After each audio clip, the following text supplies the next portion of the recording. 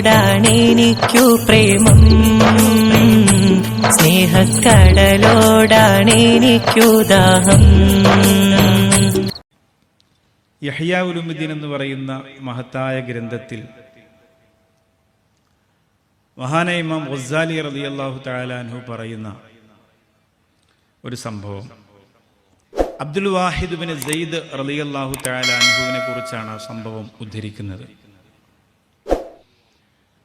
അദ്ദേഹം പരിശുദ്ധ ഹറമിൽ വെച്ച് കണ്ട ഒരു മനുഷ്യന്റെ സംഭവമാണ്. അബ്ദുല്ലാഹിബിൻ സെയ്ദ് റളിയല്ലാഹു തആല അൻഹു പറയുന്നു, ഞാൻ അബ്ദുൽ വാഹിദ് ബിൻ സെയ്ദ് റളിയല്ലാഹു അൻഹു പറയുന്നു, ഞാൻ ഹറമിൽ നിൽക്കുമ്പോൾ ഒരു മനുഷ്യൻ എൻ്റെ ശ്രദ്ധയിൽപ്പെട്ടു. ലാ യഖൂമു വലാ യഖഉദു വലാ യതഹറകു ഇല്ലാ സ്വല്ലല്ലാ അലൻ നബിയ്യി സ്വല്ലല്ലാഹു അലൈഹി വസല്ലം. അദ്ദേഹം ഇരുന്നാൽ, അദ്ദേഹം നിന്നാൽ, അദ്ദേഹം നടന്നാൽ എപ്പോഴും അല്ലാഹുമ്മ സ്വല്ലി അലാ മുഹമ്മദ് അല്ലാഹുമ്മ സ്വല്ലി അലൈഹി വസല്ലം, ഇത് തന്നെയാണ് പറച്ചത്. നമ്മൾ മക്കത്തും മദീനത്തും പോയാൽ നമുക്കും അതുപോലെ വ്യത്യസ്തമായ ചില ശൈലികളുള്ള ചില ആളുകളെ കണ്ടെത്താൻ സാധിക്കും. ചില ആളുകൾ മദീനത്ത് മസ്ജിദുൻ നബവിയിൽ കുറച്ച് അകലത്തേക്ക് ഇരുന്നു ആ പച്ച കുബ്ബയിലേക്ക് അങ്ങനെ നോക്കിയിരിക്കുന്നത് കാണാം. ചില ആളുകൾ, നമ്മളൊക്കെ റൂമിൽ നിന്ന് എപ്പോഴും ചെന്നാലും റൗള ഷരീഫിന്റെ പരിസരത്ത് എവിടെയെങ്കിലും ഉണ്ടാവും, ആ ഒരു അടയാളം നമ്മൾ നോക്കി വെച്ചെന്ന് കാണാൻ പറ്റും.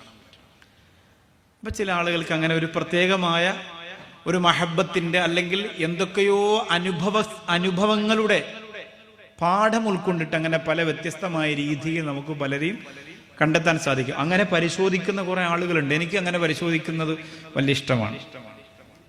അങ്ങനെ ഇങ്ങനെയുള്ള ആളുകൾ എവിടെയാണ് ഇരിക്കുക, ഒരു പ്രത്യേകതയുള്ള ആളുകൾ മദീനത്തൊക്കെ വെച്ച് കാണുമ്പോൾ വല്ലാത്ത സന്തോഷവും അനുഭൂതിയാണ് അവരുടെ കൂടെ നടക്കാൻ, അല്ലെങ്കിൽ അവർ ചെയ്യുന്നത് കാണാനൊക്കെ. ഒരുപാട് കാര്യങ്ങൾ നമുക്ക് അതിൽ നിന്നൊക്കെ പഠിക്കാനുണ്ടാവും.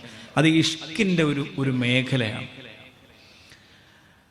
അബ്ദുൽ വാഹിദ് ബിൻ സെയ്ദ് റളിയല്ലാഹു അൻഹു പറയുകയാണ്, ഈ മനുഷ്യൻ നടക്കുമ്പോഴും ഇരിക്കുമ്പോഴും കിടക്കുമ്പോഴും വിശ്രമിക്കുമ്പോഴും എപ്പോഴും അല്ലാഹുമ്മ സ്വല്ലി അലാ മുഹമ്മദിൻ അല്ലാഹുമ്മ സ്വല്ലി അലൈഹി വസല്ലം, ഇത് തന്നെയാണ്. അപ്പോൾ അദ്ദേഹത്തിൻ്റെ അരികിലേക്ക് അങ്ങനെ സലാം പറഞ്ഞ് പരിചയമായി സൗഹൃദ ബന്ധം സ്ഥാപിച്ച് അരികിലേക്ക് ചെന്നു. എന്തുകൊണ്ടാണ് നിങ്ങൾ ഇങ്ങനെ സ്വലാത്തിനെ ഇത്രയേറെ പ്രേമിക്കാനുള്ള കാരണം? എപ്പോഴും നിങ്ങൾ ഇങ്ങനെ സ്വലാത്ത് തന്നെയാണല്ലോ. അപ്പൊ അദ്ദേഹം അബ്ദുൽ വാഹിദ് ബിൻ സെയ്ദ് റളിയല്ലാഹു അൻഹുവിനോട് ഒരു കുഞ്ഞു സംഭവം പറഞ്ഞു കൊടുക്കുക. ഞാൻ എൻ്റെ പൊന്നാര ഉപ്പയുമായി ഇവിടെ ഹജ്ജിന് വന്നിരുന്നു. മടങ്ങിപ്പോകുമ്പോൾ വിശ്രമവേളയിൽ എൻ്റെ പ്രിയപ്പെട്ട പിതാവ് മരണപ്പെടുകയുണ്ടായി. എൻ്റെ ഉപ്പ മരണപ്പെടുമ്പോൾ ആ മുഖം കണ്ടിട്ട് ഞാൻ വല്ലാതെ പ്രയാസത്തിലായി. ജീവിച്ചിരിക്കുമ്പോൾ സന്തോഷത്തോടെ പുഞ്ചിരിക്കുന്ന പ്രകാശം നിറഞ്ഞ സംതൃപ്തിയുടെയും സന്തോഷത്തിന്റെയും ഒരു മുഖമായിരുന്നു എൻ്റെ പ്രിയപ്പെട്ട ഉപ്പാക്ക്. പക്ഷേ മരണപ്പെടുന്ന സമയത്ത് എൻ്റെ പ്രിയപ്പെട്ട ഉപ്പയുടെ മുഖം വല്ലാതെ കറുത്ത് കരുവാളിച്ചു പോയിരുന്നു. എനിക്കത് കണ്ടിട്ട് സഹിക്കാൻ കഴിഞ്ഞില്ല. എൻ്റെ കൂടെ മക്കത്ത് വന്ന പ്രിയപ്പെട്ട ഉപ്പ, എൻ്റെ കൂടെ ഒരുപാട് കാര്യങ്ങളിൽ കൂടെ നിന്ന് സഹകരിക്കുന്ന നല്ല ഭംഗിയുള്ള മുഖത്തിന്റെ ഉടമയായ ഉപ്പ ഇത്ര പെട്ടെന്ന് ഇങ്ങനെ കറുത്ത് കരുവാളിച്ചിരിക്കുന്നത് കണ്ടപ്പോ, അതും ഈ ലോകത്തുനിന്ന് വിട പറയുമ്പോൾ ഒരു മനുഷ്യന്റെ മുഖം പ്രകാശിക്കേണ്ടത് അവിടെ, ഒരു മനുഷ്യന്റെ മുഖം പുഞ്ചിരിക്കേണ്ടത് അവിടെ, ഒരു മനുഷ്യന്റെ മുഖം 1000 പൂക്കളെ പോലെ സുഗന്ധം പരത്തി വിടർന്ന് വിധാനിച്ച് നിൽക്കേണ്ട പ്രധാനപ്പെട്ട സമയം അവിടെയാണ് ഈ കറുത്ത് കരുവാളിച്ചിരിക്കുന്നത്. സഹിക്കാൻ കഴിഞ്ഞില്ല. ഞാൻ അവിടെ ഇരുന്ന് ഒരുപാട് കരഞ്ഞ് തളർന്ന് ക്ഷീണിച്ച് ഞാൻ ഉറങ്ങിയപ്പോൾ ആ ഉറക്കത്തിൽ ഞാനൊരു സ്വപ്നം കണ്ടു. വല്ലാതെ പ്രകാശം പരത്തുന്ന ഒരാൾ എൻ്റെ പ്രിയപ്പെട്ട ഉപ്പയുടെ മുഖത്ത് മൂടിയിരിക്കുന്ന തുണി അങ്ങോട്ട് മാറ്റിയിട്ട് ഉപ്പയുടെ മുഖം മുതൽ കാൽപാദം വരെ തടവിയിട്ട് മടങ്ങിപ്പോവുകയുണ്ടായി. ഇറങ്ങിപ്പോകുമ്പോൾ ഞാൻ ആ മനുഷ്യനോട് പുറകെ പോയിട്ട് ചോദിച്ചു, നിങ്ങൾ ആരാണ്? ആ മനുഷ്യൻ തിരിച്ചെന്നോട് പറഞ്ഞു, നിന്റെ ഉപ്പ ജീവിതത്തിൽ ആ നാവ് കൊണ്ട് ഏറ്റവും അധികം പറഞ്ഞിരുന്നത് സ്വല്ലല്ലാഹു അലാ മുഹമ്മദ് സ്വല്ലല്ലാഹു അലൈഹി വസല്ലം എന്നാണ്.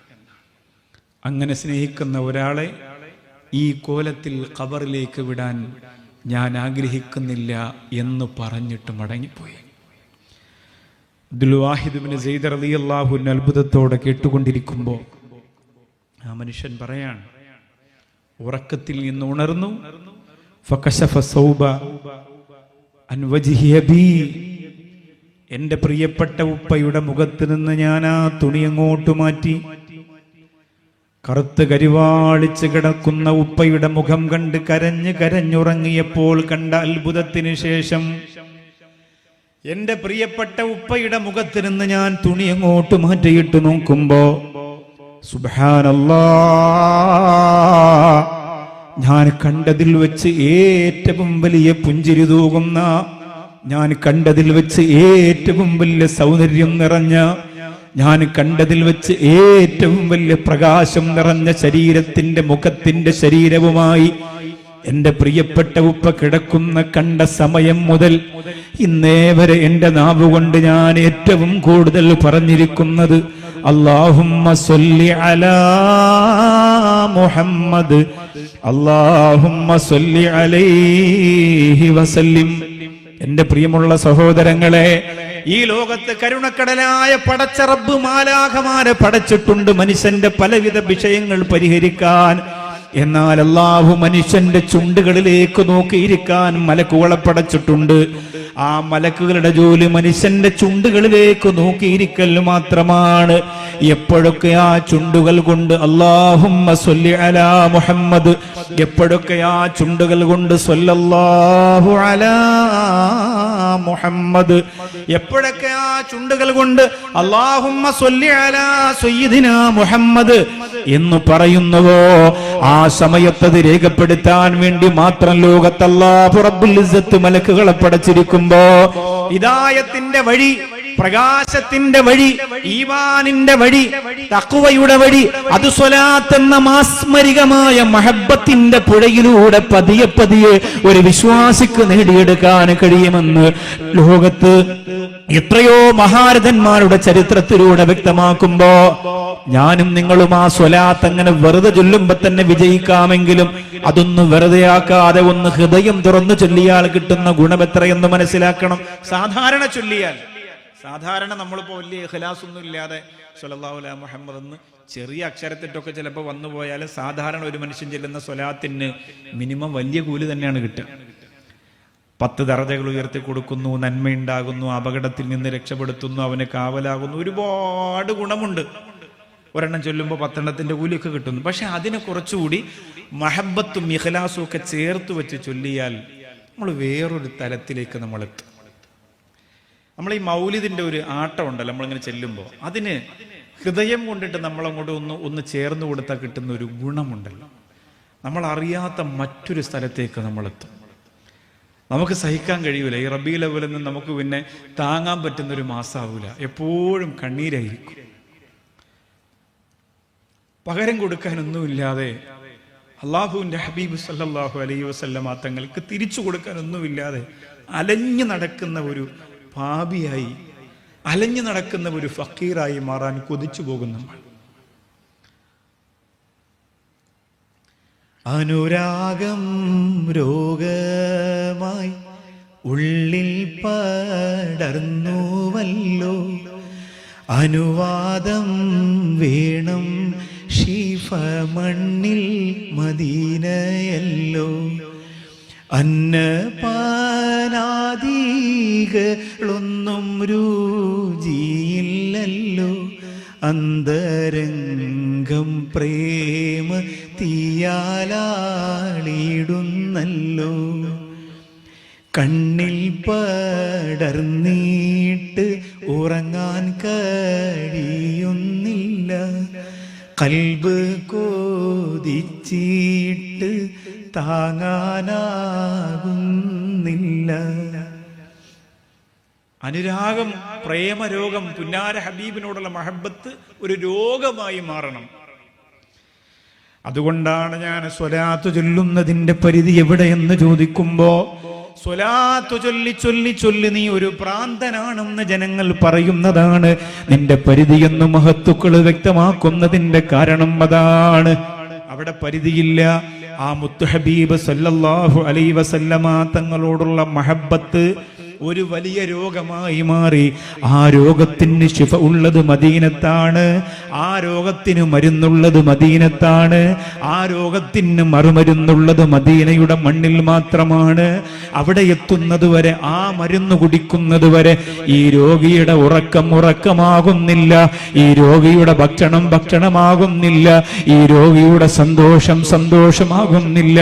കണ്ണുകൊണ്ടിങ്ങനെ ദുനിയാവിന്റെ പല കാഴ്ചകളും കാണുന്നു എന്നല്ലാതെ, ശരീരം ഇങ്ങനെ പലതും കണ്ടും കേട്ടും അനുഭവിക്കുന്നു എന്നതല്ലാതെ അതിനപ്പുറത്തേക്ക് ആ രോഗിയുടെ പരിപൂർണമായ സുഖം ലഭിക്കുന്നത് അങ്ങ് മദീനത്ത് മാത്രമാണെന്ന് തീരുമാനിച്ചിട്ടിറങ്ങി നടക്കുന്ന ഒരു മജ്നൂനായിട്ട് മാറാൻ യഥാർത്ഥ ആശിക്കീങ്ങൾ കൊതിച്ചു പോകുന്ന രംഗമാണ്. ചൊല്ലേണ്ടതുപോലെ ചൊല്ലിയാൽ, അറിയേണ്ടതുപോലെ അറിഞ്ഞാൽ, എത്തേണ്ടതുപോലെ എത്തിയാൽ നമ്മുടെ പിടുത്തം നഷ്ടപ്പെട്ടു പോകുന്ന. അപ്പൊ ഇവിടെ യഥാർത്ഥത്തിൽ ആ മഹബത്ത് അവിടെ അങ്ങനെ കൊളുത്തി വലിക്കുന്ന രീതിയിൽ അങ്ങോട്ട് പ്രേമിക്കണം അല്ലെ. നമ്മളിപ്പോ ഉമർ ഖാദി റളിയല്ലാഹു അൻഹുവിന്റെ ചരിത്രം പറയും, അഹ്മദുൽ കബീർ റിഫായി റളിയല്ലാഹുവിന്റെ ചരിത്രം പറയും. അവരൊക്കെ പോയി വെറും സിമ്പിൾ ആയിട്ട് സമ്മാനം വാങ്ങി വന്നവരൊന്നുമല്ല. ഉമർ ഖാദി റളിയല്ലാഹു അൻഹു അങ്ങോട്ട് ചെന്ന ഉടനെ അസ്സലാമു അലൈക്കും യാ റസൂലുള്ളാഹി എന്ന് പറഞ്ഞപ്പോൾ വാതിൽ അങ്ങോട്ട് തുറന്നു. വഅലൈക്കും അസ്സലാം ഉമർ എന്ന് അല്ലാഹുവിന്റെ റസൂൽ പറഞ്ഞില്ല. ഇച്ചിരി പണിയെടുത്തു. നമ്മൾ റൗള ശരീഫിൽ പോയി നിൽക്കണ കണ്ട അതിനേക്കാളും വിലയാണ് നമ്മുടെ കയ്യിലിരിക്കുന്ന 10 റിയാലിന്റെ ചെരുപ്പെന്ന് തോന്നിപ്പോവും. ചെരുപ്പും പൊക്കി അസ്സലാമു അലൈക്കും യാ റസൂലല്ലാഹ്, ഞാൻ അതാ തിരൂരിൽ നിന്ന് വന്നിരിക്കുകയാണ്, മേലാറ്റൂരിൽ നിന്ന് വന്നിരിക്കുകയാണ്, നെല്ലിക്കുത്തിയിൽ നിന്ന് വന്നിരിക്കുകയാണ് സുബൈദ, കുറച്ച് പൈസ കൊണ്ടുവന്നുള്ള നബി, അതുകൊണ്ട് 10 റിയാലിന്റെ ചെരുപ്പ് അവിടെ വെച്ചിട്ട് വരാൻ തോന്നിയില്ല. നമുക്ക് അവിടെയൊക്കെ അതിനൊക്കെ വലിയ വാല്യൂ ആണ്. 7 മൊബൈൽ ഉണ്ടാവും, ഒന്ന് ഗൾഫിൽ വിളിക്കാൻ, ഒന്ന് നാട്ടിൽ വിളിക്കാൻ, 4 സിം ഇവിടെ ബെൽറ്റിൽ കെട്ടിയിട്ടുണ്ടാവും, ഉപ്പാപ്പാർ ഒക്കെ ഉണ്ടാവും. ഇതൊക്കെ ചെവന്ന് താങ്ങിയാണ് എൻ്റെ ഇടയിൽ പെട്ടെന്ന് കാണുന്ന രീതിയിൽ പെട്ടെന്ന് അസ്സലാമു അലൈക്കും യാ റസൂലല്ലാഹ് എന്ന് പറഞ്ഞ് ഉന്തിത്തള്ളി അങ്ങോട്ട് കൊണ്ടുപോവുകയും ചെയ്യും. അതോടെ കഴിഞ്ഞു നമ്മളെ സിയാറത്ത്. الرحمن الرحيم